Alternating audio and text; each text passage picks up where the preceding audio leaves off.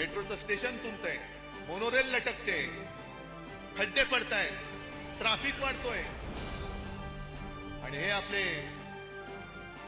महापालिकेत शिव कातडं पांघरलेल्या लांडग्याची गोष्ट आपल्याला माहिती आहे.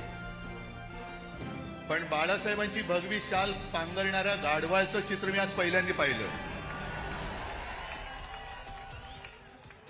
गाढवावरती किती शाली टाका, हा काय योगायोग म्हणायचं की काय मला कळत नाही.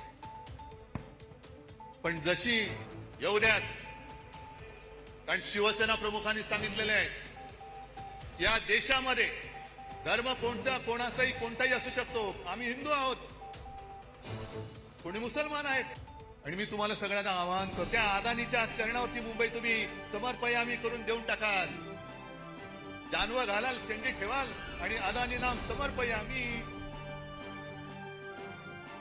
ही काय व्यापारी म्हणून तुम्ही इकडे मुंबईकडे बघताय, आम्ही आमचा जीव म्हणून मुंबईकडे बघतो. तो भगवा असूच शकत नाही, कारण भगवा हा शिवसेनेच्या हातामध्ये आहे.